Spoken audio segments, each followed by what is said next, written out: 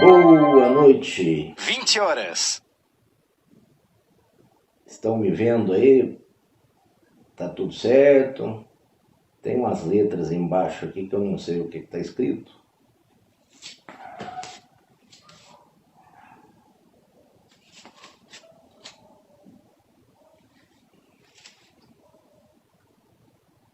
Tá normal essas letras? É o pessoal que tá entrando.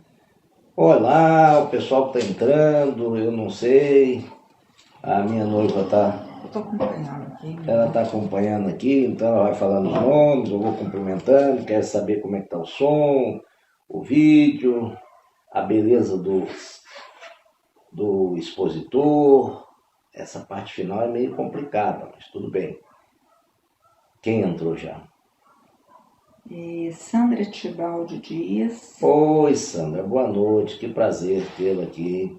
Edirene Nogueira. Edirene, que prazer também. Som e áudio, como estão? Deem um feedback para nós outros.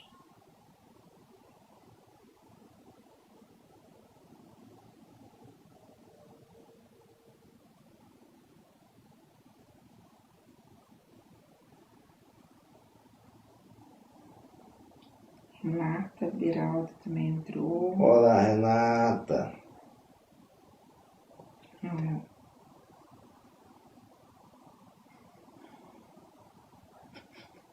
Tem mais? O Renner. Meu caro amigo Renner, que prazer. Eu estou aqui fazendo um tempinho, Renner. Vai entrar um pouco mais de pessoa. E Renner, para mim, é um exemplo de ser humano, trabalhador incansável da doutrina espírita, uma mediunidade, né, de cura de longa data. Hoje uma pessoa também ligada à psicologia, e uma grande psicologia da alma, um estudioso das obras de Joana de Ângeles. Enfim, se eu for defini-lo aqui, nós vamos longo tempo para fazê-lo. Mais alguém? E alguém disse aí se o som tá bom, se o áudio tá bom? Eu estou em processo de mudança de residência e de interno também. Essa a gente faz todo dia, ou pelo menos procura fazer. O Renner disse que está te ouvindo. Que bom, Renner. Que bom, fico feliz. A claridade, né, do vídeo tá meio escura, né? Porque eu não estou podendo colocar. Não, tá boa. A tá? claridade só tá um pouquinho torto, porque pendeu. Eu estou um pouquinho torto porque pendeu o meu tripé aqui, que já está quase quadrúpede. Tá muito torto? Um pouco. O que é um pouco? Um pouco torto. Não tem como arrumá-lo ali, não? Vou tentar. Só um minutinho, a minha noiva vai tentar me endireitar. Aí, parece que pelo pouco que eu enxergo ficou direito. Não, mas é porque não tá segurando. Porque tá pendendo, tudo pesou, sabe? Ficou pior. Piorou? Acho que não. Parece-me que não, pelo pouco de visão que eu tenho, parece que a quadratura Não, tá. chegou. Acho que é melhor a gente deixar assim, porque ele tá pesado pra lá. Muito bem. Vamos começar fazendo uma prece inicial. Esse é um centro onde Jesus está redivivo e é um prazer estar no Centro Espírita Estrada da Luz. E é um centro de tratamento e de uma história de tratamento muito intensa e profunda. Então, nesse instante, vamos elevar os nossos pensamentos a Jesus, pedi-lo por nós mesmos, pedir por todos os irmãos que sofrem dores na alma, dores no corpo, aqueles que já desencarnaram, dores da saudade, inconformidade com a ida, um processo de perturbação talvez um tanto quanto longo, mas que Jesus os ampare e Deus nunca desampara ninguém. Que esse deve ser o lema no interior de cada mente, seja dos encarnados e dos desencarnados, que Deus não desampara ninguém. Que assim seja. Muito bem. O tema que eu e a Elaine acabamos costurando, porque assim, eu passo a ideia para a Elaine faz uma costura, faz um apresto, né, muito bom dos temas. A força libertadora do Espiritismo. Vejam bem, lá na época da mais prisca antiguidade, da mais remota antiguidade, nós tínhamos a necessidade de buscar o transcendente. Há um atavismo em nós, por ser ao longo da história, buscar esse ser maior. Isso é próprio do ser humano. E nesse momento dessas buscas, nós elegemos intermediários para que esses intermediários fizessem o papel de nos comunicar com os deuses. Estamos numa época politeísta, esses hierofantes, sibilas, oráculos, etc., faziam o papel de nos conectar com Deus, com o divino, com o sagrado, e nos repassar quais seriam os conselhos para que nós seguíssemos. Há um ranço disso até hoje, é bom que se diga, não é o caso da Casa Espírita Estrada da Luz, mas há muitos centros que se prestam ao guiísmo. O indivíduo vai lá para perguntar para o guia o que ele vai fazer, o que ele deve fazer. Isso é um perigo, porque se o guia não for um guia confiável, não for um espírito realmente iluminado, naturalmente que isso pode dar errado.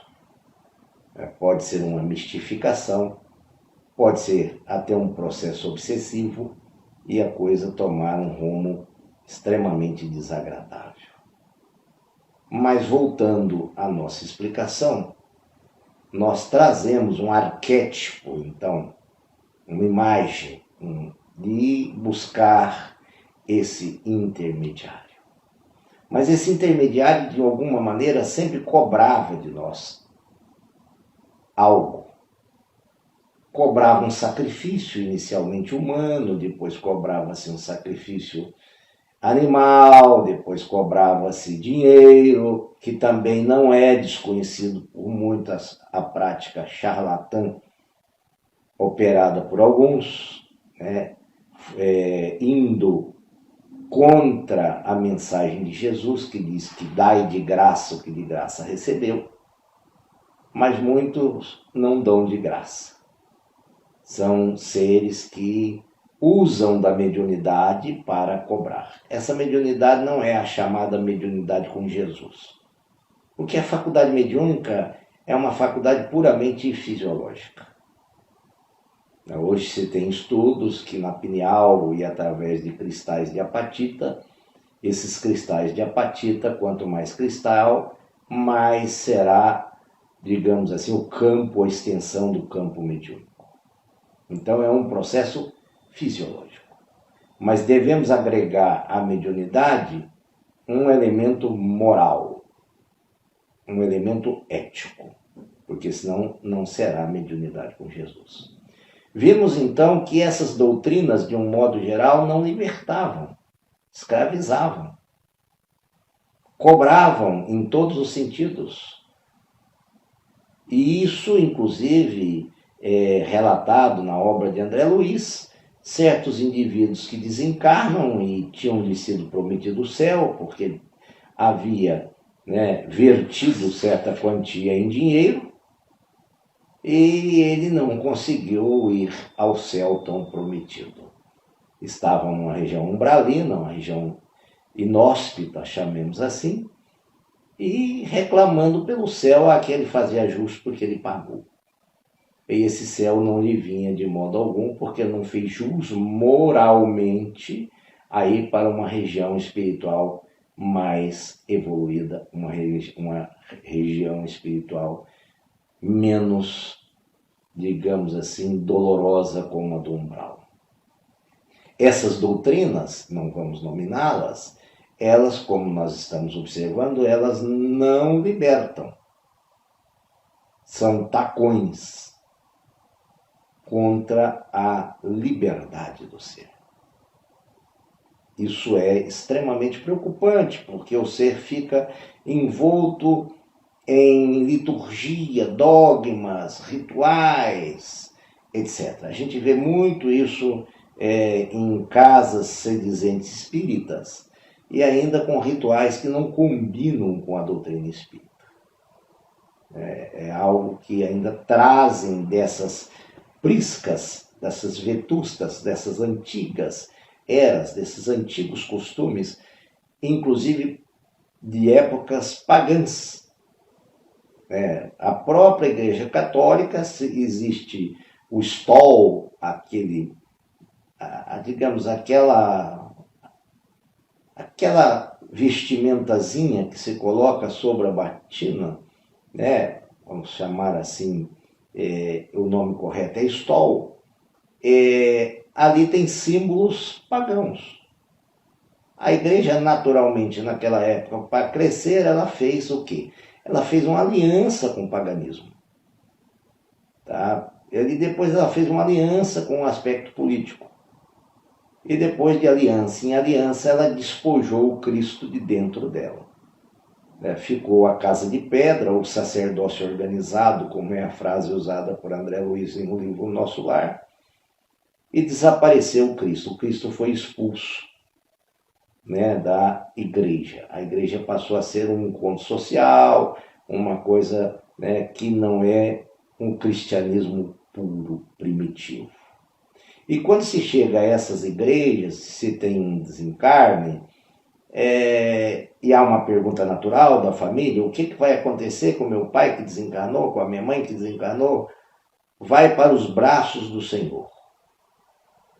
Ou não vai para os braços do Senhor. É algo assim muito vago, que não liberta, que não dá alegria ao ser. Alegria que eu quero dizer, não no sentido que alegramos porque alguém morreu. Alegria no sentido de conforto, no sentido de estar de bem mesmo com a partida do outro. Eu tive um amigo que me levava para todos os locais como motorista, não o meu, ele era uma pessoa muito boa, ele fazia o carreto, chamemos assim, ou a corrida de pacientes com problema renal crônico e grave, para a clínica nefrológica, e ele carregava aqueles pacientes na mão, ele fazia com aqueles pacientes como se fossem seus filhos, e eu acompanhava muito isso. Certa feita, ele me apanhava em um determinado local à noite, e depois com ele já vinha Dona Sebastiana.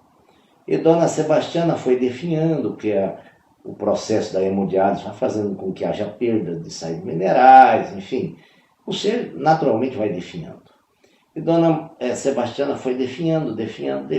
Dona Sebastiana teve um AVC, Dona Sebastiana ficou sem controle de si mesma, e ele carregava a Dona Sebastiana nos braços como se fosse uma filha sua. E na véspera do desencarne dele, ele falava para a esposa dele, para a filha dele, quem vai levar o Emerson? Quem vai cuidar do Emerson? Olha o carinho, o amor desse ser. E ao longo do tempo, eu levava para me acompanhar em palestras espíritas e aquilo tudo. Ele conversava comigo, ele disse, não, isso faz sentido e tal. Eu nunca discuti a religião dele, me parecia católico. E no dia seguinte, da última fala dele comigo, ele veio a óbito.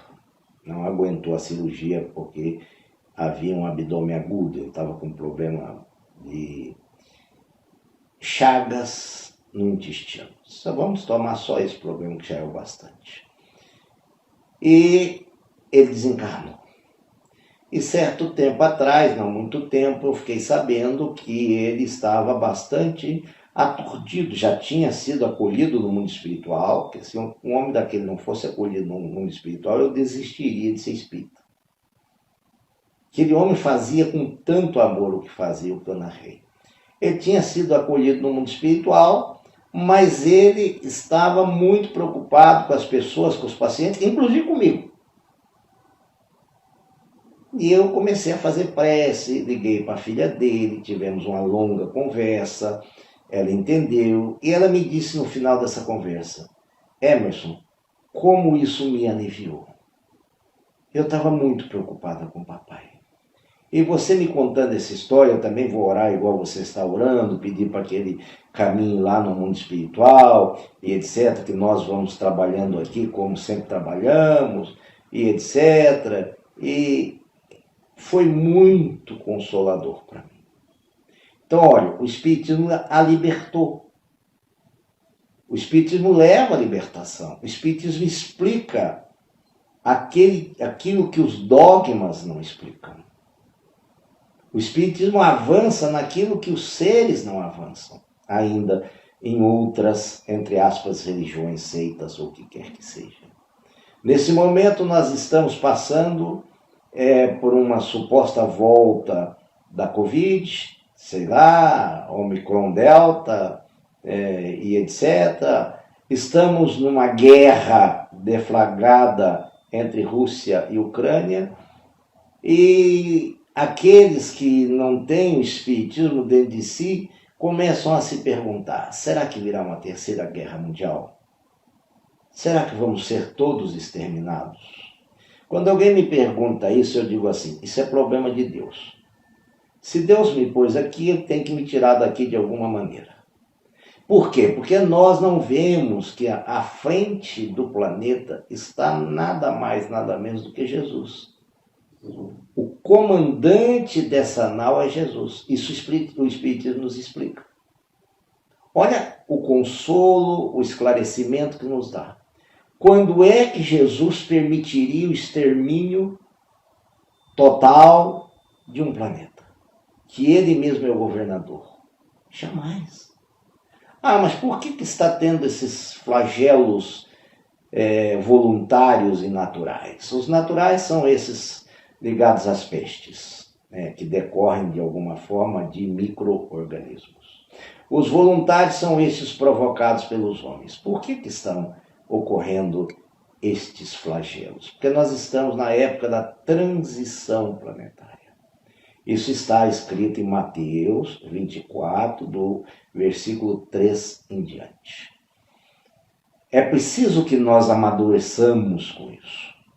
Sem esses fatos, nós não amadureceremos. Isso também está na questão 742 e seguintes do Livro dos Espíritos, que mostra a utilidade da guerra.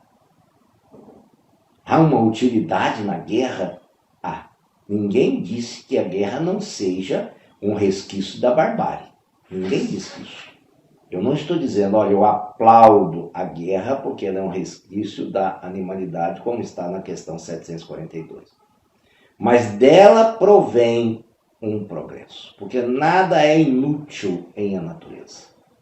Isso é o Espiritismo que liberta, que explica, que favorece o nosso entendimento. Imagina sem o Espiritismo. Tudo pareceria um caos, alguma coisa sem nenhum fundamento. Há um castigo, como eu já escutei. Olha, esse é o castigo de Deus por tudo que está acontecendo. Olha, mas se Deus veio a castigar a sua própria criação, é um pai carrasco. Jamais o faria. Ele é amor de João. Então, o Espiritismo liberta em todas as vertentes, seja nos mostrando um Deus amoroso, acolhedor, Pai justo, misericordioso e tantos outros atributos, seja nos mostrando que a alma é imortal, que é fundamental para nós. Tudo que nos acontece, o nosso parente foi embora, a gente vai entender através da libertação do Espiritismo, que é um até logo. Mostra que a gente reencarna, quer dizer, aquilo que naturalmente não está sendo o melhor, ainda não conseguimos o melhor nessa vida, teremos outras, questões 166 e seguinte do Livro dos Espíritos.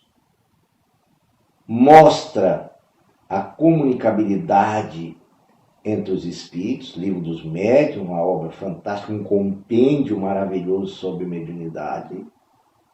Mostra a transmigração dos mundos, que a gente viaja entre os mundos para o nosso progresso, para a nossa evolução. Essa é uma doutrina cósmica. Ela nos tira, digamos assim, do chão da animalidade e nos coloca nos píncaros da evolução. Ela nos coloca nos altiplanos da evolução. Olha o quanto ela é libertadora. Observem, analisem. É como se fosse uma águia. Ela nos tira do chão e nos coloca a singrar as alturas com voos maravilhosos da compreensão, do amor, da fé, da resignação. Isso é o que o Espiritismo nos proporciona. Quanto de bem o Espiritismo nos faz. Aliás, ele só nos faz bem. Ele, como eu disse, não canso de repetir, ele nos deixa fora, né, do ato de estar chumbados à terra. Mas nós precisamos entender que mesmo que nós façamos o bem, que mesmo que nós sejamos uma pessoa boa, quando nós desencarnarmos, nós temos que nos libertar dessa carcaça, nos libertar daqueles afetos inicialmente que estão aqui, para que nós o vejamos logo mais lá no plano espiritual. Por isso que Jesus disse uma frase muito interessante, aliás, Jesus sempre diz tudo muito interessante. Deixai que os mortos enterrem seus mortos. Ou seja, deixar para cá o que é daqui. Levar conosco os valores espirituais. Ai, mas eu desencarnei, estou com tanta saudade, não aguento viver sem ele, sem ela. Saudade é natural, a gente só tem saudade de quem a gente ama. Nunca vi alguém falar assim, aquela pessoa que eu não me dou bem com ela, mas eu tenho uma saudade dela. É impossível. Então, saudade é a prova de bem-querer. Mas entender que esse bem-querer tem que ter um certo limite. Não pode ser algo, digamos assim, extremamente sem controle. Porque senão nos prende, como eu disse o exemplo do meu amigo. Nos prende aqui. E com isso a gente retarda o processo evolutivo. Isso é muito importante a gente entender. Essa é a força libertadora do Espiritismo. Como é libertadora em todos os momentos da nossa vida, é libertadora. É libertadora quanto a acreditarmos que o planeta está sob o guante de um verdadeiro mestre, que disse, antes que vós fosseis, eu já era. Ou seja, milenarmente mais antigo do que nós. Não é à toa que é um espírito puro, questão 625 do Livro dos Espíritos, o espírito mais puro que já pisou na Terra. Então, com esses elementos, não tem como a gente não se sentir agraciado, aconchegado, tranquilo, dormindo em paz. Certa feita houve um concurso para eleger qual quadro melhor refletia a paz. O primeiro quadro era um quadro de um pôr de sol maravilhoso, refletindo num rio, um pôr de sol amarelado, um céu azul, e com as tonalidades, né, próprias de um pôr de sol. O segundo quadro era uma montanha linda, linda, com todas com os seus traçados, com a sua vegetação. O terceiro quadro eram 2 passarinhos, um casal de passarinho, dormindo em um ninho dentro de um rochedo que estava sendo chicoteado pelas ondas do mar. Ondas bravias do mar batiam naquele rochedo incessantemente. E os passarinhos dormiam com toda tranquilidade lá dentro. Qual realmente é o quadro que mais demonstra a paz, a confiança, a tranquilidade, a fé, a perseverança, a não ansiedade? Qual deles? Podem responder. Eu dou 1 minuto para as nossas respostas. Qual desses 3 quadros vocês acham que melhor refletiam esse momento? Você está com o seu celular, amor? Estou. Então, vamos aguardar um pouquinho.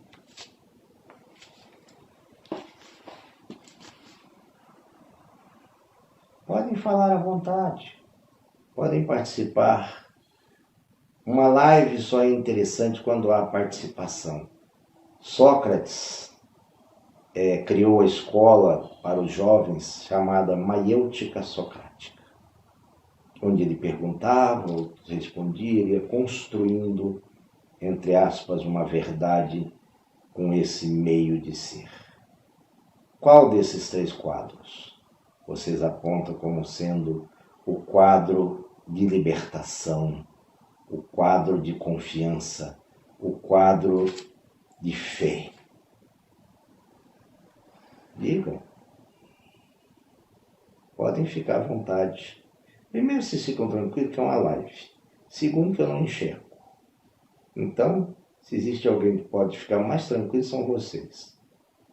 Digam, participem. Me dê essa chance de trocar com vocês.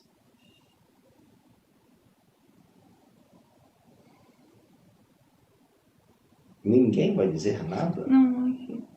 Não? A Sônia está falando dos passarinhos. Dos passarinhos. Pronto. É dos passarinhos.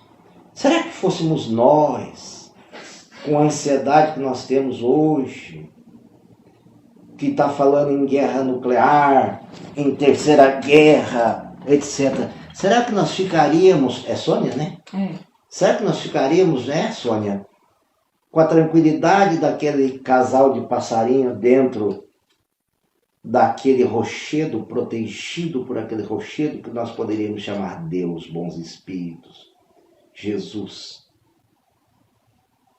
Então, quando nós estivermos num momento difícil da nossa existência agora, quando nos vociferarem frases negativas, né, que tem muita hoje, é bom até não ficar vendo muita televisão, porque isso acaba intoxicando a nossa mente, até porque nós não podemos fazer nada por aqueles 2 países a não ser orar, e pelo resto do mundo a não ser orar, porque a única fortaleza que temos foi e é a da oração. Será que, eu repito, diante de uma situação dessa, nós temos essa tranquilidade? Então, quando tivermos algum momento de dificuldade, vamos lembrar mentalmente, vamos mentalizar, vamos meditar, vamos nos recolher e pensar nesses 2 pássaros, tranquilos, ali dentro, confiantes na segurança em que estavam. Aí Jesus volta à nossa baila, volta à nossa mente novamente. Não andeis preocupados com o dia de hoje. A cada dia basta o seu mal. Os amanhãs se resolvem por si mesmos.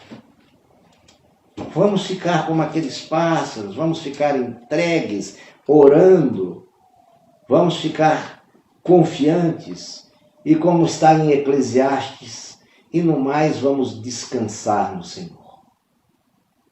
Olha, mestre, eu estou aqui orando, estou fazendo a minha parte. Mas acima de tudo, Jesus, como o Senhor nos ensinou, seja feita a vontade do Pai. Como o Senhor também nos ensinou no momento do cálice, afasta de mim esse cálice. Mas, se não for a vontade do Pai, que eu sorva, que eu beba até o último gole. Observem só. Nós fugimos geralmente desses momentos mais difíceis. A gente quer sempre que tire a dor de mim.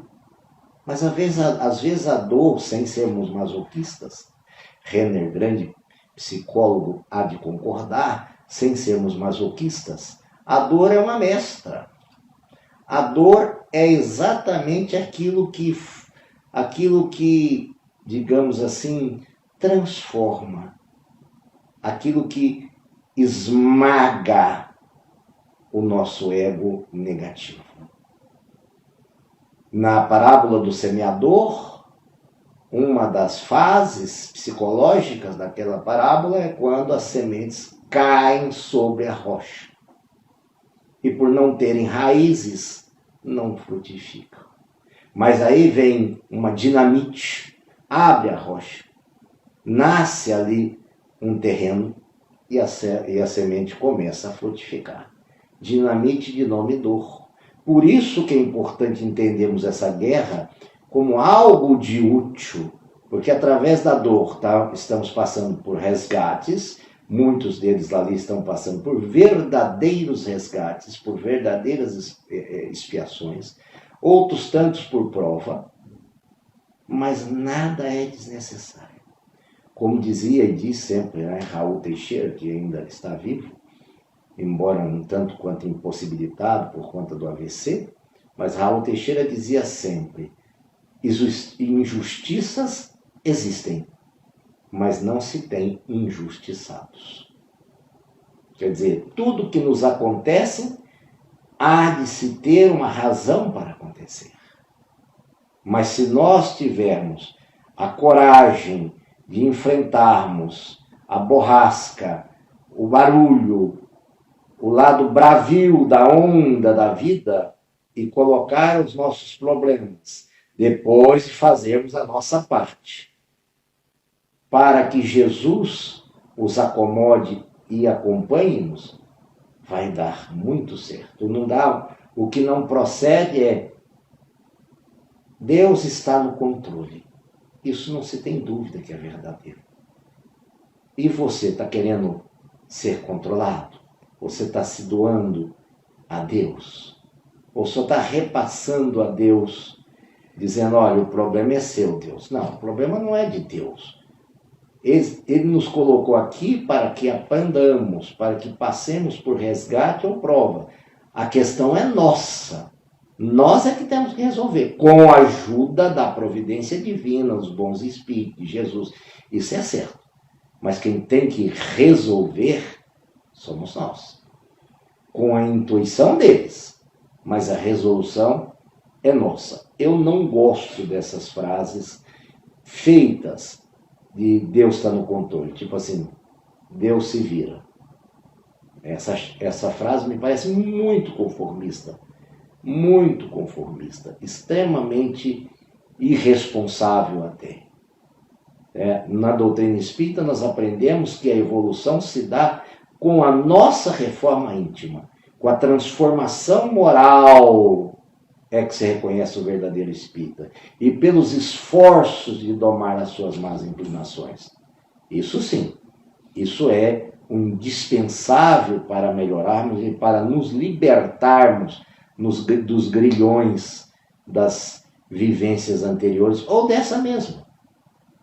Porque outra prática que se tem muito é assim: eu estou sofrendo isso, deve ser de vida anterior. Aí nessa vivência você não pratica nada, você é uma ameba? É claro que pratica. As causas, como está no Evangelho, segundo o Espiritismo, podem ser atuais ou as causas anteriores. Mas tanto no Evangelho quanto Emmanuel diz que a maior parte das causas de, entre aspas, sofrimentos estão na vida, nessa própria vida. Nós viemos com a carga de conhecimento que dá para a gente realmente modificar.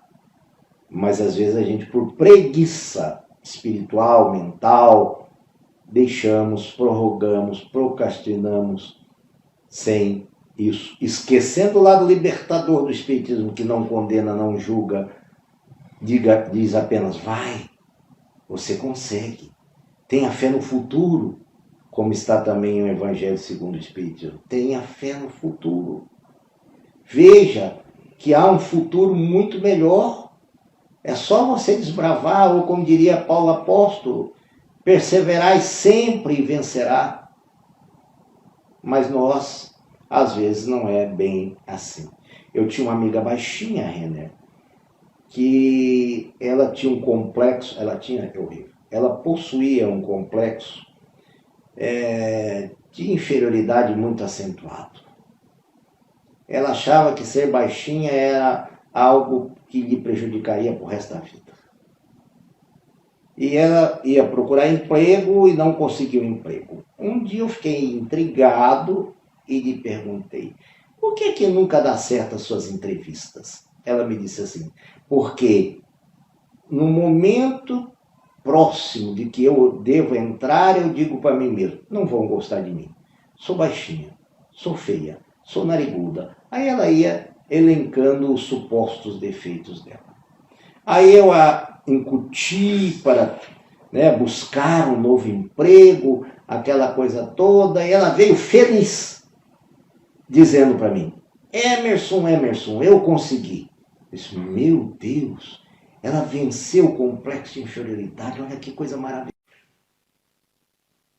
Como não teve, como ela projetou em cima daquele entrevistador todas as suas mazelas interiores, suas questões emocionais, ela acomodou-se ali, uma situação que Melanie Klein, psicanalista, ia chamar de introjeção projetiva, Ela introjetou dentro dela que aquele indivíduo ia gostar dela porque ele parecia com ela, e nisso deu certo e ficou no emprego não sei por quanto tempo. E nós, na libertação do Espiritismo, não é para ficar tapando o buraco. A libertação do Espiritismo é para nós realmente termos coragem de vencer as nossas mazelas, as nossas condições inferiores, mas com calma, com tranquilidade, elegendo metas que dá para alcançar. Há um livro da irmã Dufour, que ela diz assim, irmã Dufour, que ela diz assim, reforma íntima e não tortura íntima. É mais ou menos assim o tema. Porque tem uns espíritas, amigos nossos, que a gente vê que é a tortura íntima. O sujeito anda com um caderninho, assim, clicando, passando um xizinho, assim, igual lista de mercado. O problema é que aquilo às vezes fica mais no exterior do que no interior, aí não liberta. Quando acontece um fato negativo, acabou a libertação. Então a libertação do Espiritismo não é hipócrita, é real, é verdadeira, em todos esses sentidos, em todos os convites da vida. Sabe? Essa é uma condição que nós devemos parar para pensar. Que doutrina maravilhosa, que cristianismo redivivo, que facilidade a doutrina espírita nos coloca para irmos trabalhando aquelas arestas que precisam ser buriladas, precisam ser aparadas. Com a meiguice do nosso grande Rabi da Galileia, sem nenhum julgamento, sem nenhum apontamento.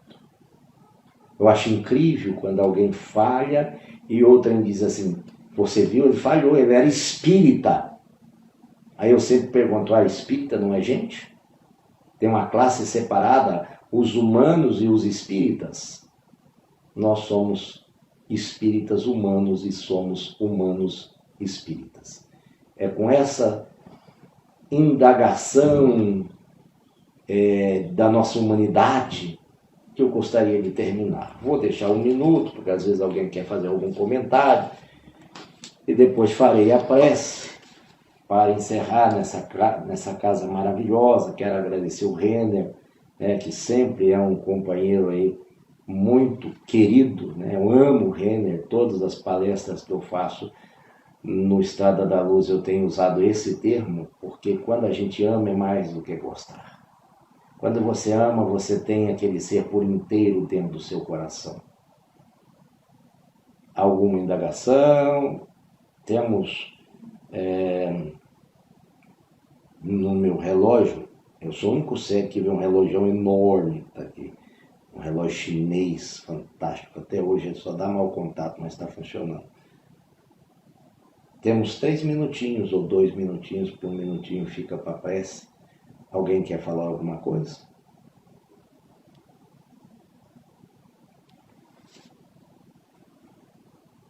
Fiquem à vontade.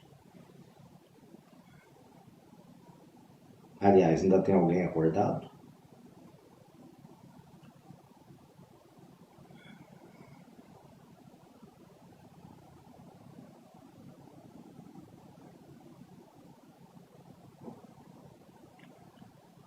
Ali tá falando, a Abigail tá falando gratidão sempre. Gratidão você, Abigail. O Renner tá respondendo que tem.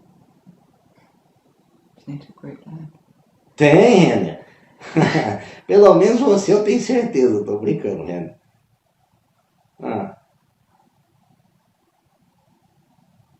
Mais alguém? A Sônia tá falando muito aprendizado nesta noite com a sua fala. Obrigado, Sônia. Seu coração é bom.